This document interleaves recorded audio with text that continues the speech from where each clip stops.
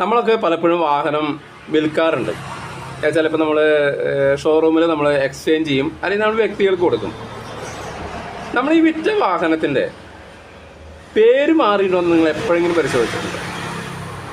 പേര് മാറി എന്ന് പരിശോധിച്ച് അത് കൺഫേം ചെയ്തില്ലെങ്കിൽ ഒരു പക്ഷേ അതിൻ്റെ പുറകിൽ വലിയ അപകടം ഒളിഞ്ഞിരിക്കുന്നുണ്ട്. എൻ്റെ പേര് ആൻ്റണി തോമസ്, ഇൻഷുറൻസ് അഡ്വൈസറാണ്. ഞാൻ ഇതേപോലെയുള്ള യൂസ്ഫുൾ ആയിട്ടുള്ള ഒരുപാട് വീഡിയോസ് എൻ്റെ ചാനലിൽ ചെയ്തിട്ടുണ്ട്. അത് വാഹന ഇൻഷുറൻസ് സംബന്ധിച്ച്, ഹെൽത്ത് ഇൻഷുറൻസ് സംബന്ധിച്ച്, LICയെ സംബന്ധിച്ച്. അപ്പോൾ നിങ്ങൾക്ക് എൻ്റെ ചാനൽ സബ്സ്ക്രൈബ് ചെയ്ത് കഴിഞ്ഞാൽ ഇതെല്ലാം നിങ്ങൾക്ക് കാണാവുന്നതാണ്. വളരെ യൂസ്ഫുള്ളാണ്. നമുക്ക് വീഡിയോയിലേക്ക് വരാം. നമ്മൾ സാധാരണ വാഹനം വിറ്റ് കഴിഞ്ഞാൽ നമ്മൾ ചിന്തിക്കുന്നത് എന്താ, അത് വിറ്റു, ഇനിയിപ്പോൾ നമുക്കതിൽ വേറെ ഒന്നും അറിയേണ്ട കാര്യമില്ല. പക്ഷേ ആ വാങ്ങിയ ആളെ വാഹനം പേര് മാറ്റിയില്ലെങ്കിൽ അതിൻ്റെ ഉത്തരവാദിത്വം നിങ്ങളുടെ തലയിൽ നിന്ന് ഒഴിവാകില്ല. ഞാൻ 2 സംഭവങ്ങൾ പറഞ്ഞാൽ നിങ്ങൾക്കത് മനസ്സിലാവും. ഒന്നാമത്തെ സംഭവം, ഒരു ടെമ്പോ ആളെ സംബന്ധിച്ച് ആളത് വിറ്റ സമയത്ത് നല്ല വില കിട്ടി, ആൾ പ്രതീക്ഷിച്ചതിനൊക്കെ നല്ല വില കിട്ടി, ആൾ ഹാപ്പിയായി. പക്ഷെ ഒരു 4 വർഷം കഴിഞ്ഞ സമയത്ത് അദ്ദേഹത്തിൻ്റെ വീട്ടിലേക്ക് ഫോറസ്റ്റിൽ നിന്ന് കുറച്ച് ഉദ്യോഗസ്ഥർ വന്ന് അദ്ദേഹത്തിനോട് പറഞ്ഞു, നിങ്ങളുടെ ഈ വാഹനത്തിൽ കള്ളത്തടി കയറ്റി ഈ വാഹനം പിടിച്ചിട്ടുണ്ട്, അപ്പോൾ അതുകൊണ്ട് നിങ്ങളുടെ പേരിൽ കേസ് എടുക്കാൻ വേണ്ടി വന്നതാണ്. അപ്പോൾ എന്താ വെച്ചാൽ ഈ വാങ്ങിയ ടീം പേര് മാറ്റിയില്ല, അവരത് കള്ളത്തടി കയറ്റാനായിട്ട് ഉപയോഗിച്ചു. ഏകദേശം 4-5 വർഷത്തോളം ആൾ ആ കേസുമായിട്ട് മുന്നോട്ട് പോകേണ്ടി വന്നു. രണ്ടാമത്തെ സംഭവം ഒരു 2 വീലറാണ്.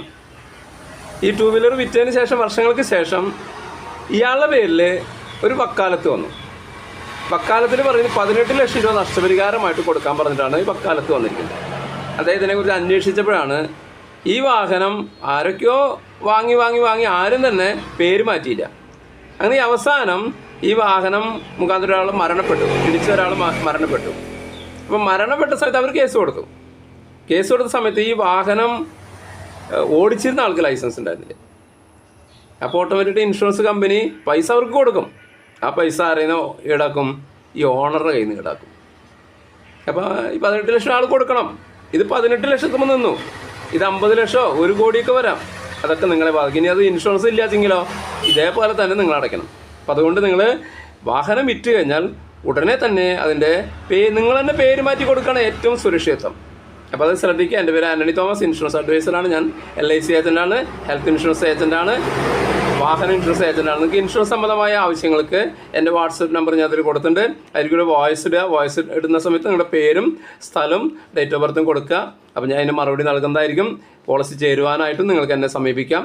Okay, thank you. അടുത്ത വീഡിയോ ആയിട്ട് വരുന്നവരെ ഏവർക്കും ഗുഡ് ബൈ.